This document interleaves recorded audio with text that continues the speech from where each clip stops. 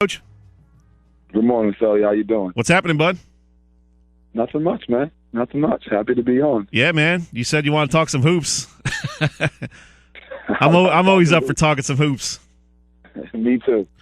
You guys are on a nice roll here. South Jersey Group 3 semis today at Mainland. You guys took down number 9 Seneca in the first round and then knocked off the top seed Central Regional 54-45 in the quarterfinals. Yes. I told my boy Kevin Minnick at the Courier Post, man, don't sleep on Winslow. They're coming after it this year. Yeah, I mean, you know what? The funny thing is, all year I've been telling my kids not to worry about the rankings, don't worry about anything that they post, just focus on buying in and completely trusting the process, and buying into what we got going on, and they have. They completely have. We've completely turned the season around, by the way. We started 3-8, and it was tough because it's tough to get kids to buy in when things aren't going your way. Oh, but definitely. They continue. How did you handle that initial first 4 or 5 weeks? Because you're in your first year there after a couple seasons at Cedar Creek, so they were kind of your boys are trying to get used to you. You're trying to get used to them, figure out what works. Right. How long did that take to really feel comfortable on both sides? With you feeling comfortable with where you could fit guys in the lineup, and them feeling comfortable with your coaching style? It took, honestly, probably up until the St. Joe's game, and I think that was the turning point of our season. We felt we should have won that game, but, things happened and didn't go our way, and they played a great game and pulled it out. But what that game did, it brought us closer. It really brought us closer, and we started doing things off the court together and really started developing that family bond. And once that happened, things started changing around. They started playing for each other. They really started getting after it in practice. And we also got a transfer kid, Jordan Herron, that came in. And after he sat his 30 days, he really helped us, get going. And it changed the makeup of our team. And he brought an extra dynamic that we didn't have. And now that has trickled down to the team. And, these kids really get after it. And they really believe. And that's the biggest thing. Coach, what do you say to your team when you're 3-8? That's a real tipping point in the season. That could go either way. You could really get hot, or you could end up 6-20 and out of the state tournament. How do you handle a situation like that where this is the turning point of the season? Right. To be honest with you, I never really worried. I remember the first day I walked into the gym after I got the job at Winslow, and I'm looking around at all these athletes and all the size that I had. And I just knew if we continued to work, no matter what our record was, no matter what was going on, that we would be fine. And that was my message to the kids. Don't worry about your record. Let's just make it into the playoffs. I don't care what seed we are. Let's just get better. And they really started focusing on that. And we took it one game at a time, and here we are. Now, we're talking with Wayne Nelson, basketball coach at Winslow High School. They're going to be taking on Mainland down in Linwood at 5 p.m. today. You can catch that game here on 97.3 ESPN. Coach, you got a huge win in your opening game against Seneca, 70-47. How much confidence does that give you going into the next round? Here you are facing the number 1 seed Central Regional. Right. I think it gave us a lot of confidence. And it also helped that Seneca is in our division, and it was our third time playing them. So, we were very familiar with them. And I tell you, my kids have really taken that role of they want to defend. And that's our MO. That's our identity. So, they buy into that, and they really want to shut down teams. So, that was a good win against Seneca. That gave us some momentum going into Central. And we just believed that if we really played defense and locked in defensively, that, we were going to beat Central as well.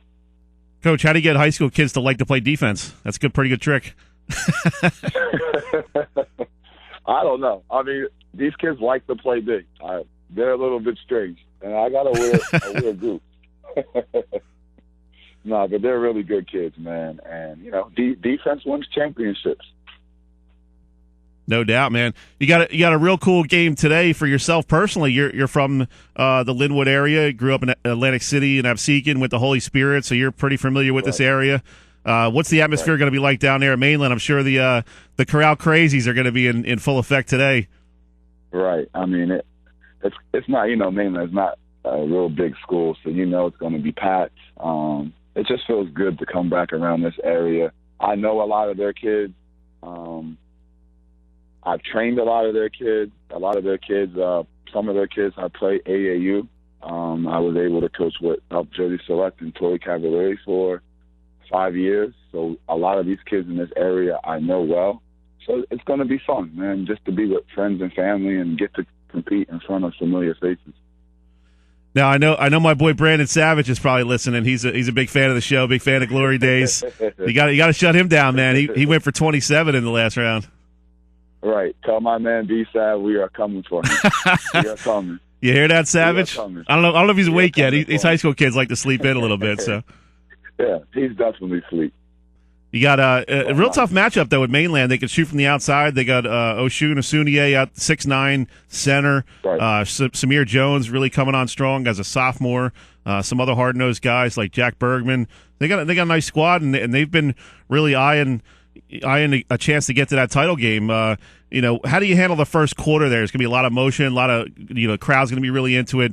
You guys are kind of the enemy coming in, and right. Are you going to feed off that, hey, we're the underdogs, let's go out there and show what we can do? I mean, yeah, it's playoff basketball, so, a lot of things are going to happen, especially in the first quarter or the first few minutes of the game. We just got to, be level-headed, and, mistakes will happen, just play through it. But honestly, we don't see ourselves as an underdog. We've never have. We just, we think we can compete with anybody. So we really stick to that and buy into that. And, we're going to compete. I know they got size. I know it's their home court. It's not the easiest place to play with those fans going crazy, but we'll be ready. We'll have some of our fans there as well. So, and it's a good thing because, our girls played before. So, right, yeah. It'll be a good atmosphere. I'll tell you what, man, there's been some real good atmospheres. I was down at Ocean City the other night and Triton brought a couple of busloads of kids, and each student section was going back and forth, going at it. They were on opposite sides of the gym. So, that's what high school basketball playoffs are all about, and you got to love that as a coach, seeing these giant student sections trying to outdo each other and all wearing the school colors and T-shirts and all that stuff. Right, absolutely, man. I mean, this is why we play, for these moments, to be in packed gyms with fans going back and forth and playing in that atmosphere. I mean, this is basketball. It's the best time of the year. March Madness, baby, high school style. That's right. Winner go home. Yep. So what's the schedule like for your guys today? I'm sure they're rested up now, and what's the itinerary? How do you handle an away playoff game? We'll come in early, around 1:30. We'll have shoot-arounds, maybe even watch a little bit more film. Just relax, talking, getting focused on the game plan. We'll probably head down early to Mainland to watch some of our girls' game, and then it's showtime, man. Are you going to show the boys a couple of clips from Hoosiers, maybe that halftime speech? My kids don't even know what Hoosiers is, what movie that is. They don't know who Gene Hackman is. They don't know anything about that. It was funny. I was at the wrestling yesterday, and I was talking to Sean Lynch from St. Augustine Prep before he got onto the mat, and I said, "Hey, did you watch Vision Quest last night?" He's like, "What are you talking about?" I was like, "You never seen Vision Quest?" He's like, "No, I never heard of that movie." Come on, man, it's the best wrestling movie ever. Right, it's this generation, they don't know. They don't know good basketball movies. That's right. They don't know good basketball movies. Glory Road, something. Did you yourself watch anything last night? Glory Road, something like that? You know what? Above the Rim? I've been watching. That's one of my favorites right there. Above the Rim. That's one of my favorite movies right there. I just been watching film, man. I'm ball's life. Everything's basketball. I've been watching college basketball, watching film, just, prepare, man. The team that's more prepared is going to win. Talking with Wayne Nelson, basketball coach at Winslow High School. They're going to be taking on Mainland 5 p.m. today. On the call, 97.3 ESPN, you're going to get Mike Gill and Mike Frankel. So you got some heavyweights in the broadcasting business coming out for this game. Nice. we got the big boys, the high talent coming out for this one. The heavy hitters are coming. Yep. Good, man. It should be fun. It should be really fun. Coach, before we let you go, who do you like in March Madness? Anybody sticking out in your mind? I haven't really seen too much college basketball yet this year. I've been so busy with the high school stuff. Right. There's a lot of good teams this year. I mean, Kansas is tough. Kentucky's tough. I mean, I think since Coach K's come back, Duke's been playing way better. I mean, I like West Virginia and the way they play D. I mean, I think this year there's no set team that you can say stands out. And that's the best thing about college basketball. It's who's hot, who plays in a tough conference, who's got tough games on the road, and if you get hot at the right time, I'll pick American University to win it. There you go. Right there, Your boy Saeed. Right. We actually took a team trip down there to watch him play. Oh, did you? Yes, we did. A little team bonding, and just to go support him. And I mean, he's having a great year as a freshman. He's your nephew, correct? No, he's my cousin. Cousin, gotcha. Okay. Right. So, yeah, man, March Madness. Yeah. So, Wayne, before we let you go, who's the best player you ever played against? Wow, you went up against some good players back in your day, right? Right. Man, we always battled against Atlantic City. I mean, they've had some tremendous players. I mean, I can't even give you a player. I don't know. I really don't know. Toughest player. Who was your favorite player growing up? Who did you try to model your game after? I love Reggie Miller. I love Michael Jordan, but I'm nowhere near close to Michael Jordan. But, in terms of the way I play, Reggie Miller was a huge fan of mine, Ray Allen, those type of players. I'm a shooter. So I got to follow the shooters. Allen Iverson was my man. Back in high school, I had the big poster, the AI poster. Pound for pound, the best player in the NBA. He's one of the toughest players ever to play the game. To dominate a game at his size is amazing. Coach, now when you get on the floor there tonight for that playoff game, we never really ask what's going through the coach's mind. I mean, you got to be so fired up. How do you handle your emotions, your anticipation? I mean, you were a player yourself, so it's almost like, man, I want to get out there again and take some shots and do some layups and all that kind of stuff. So you almost feel like you want to be out there in uniform, right? All the time. I tell my kids that every game, if I could put a uniform again, I would do it in a second.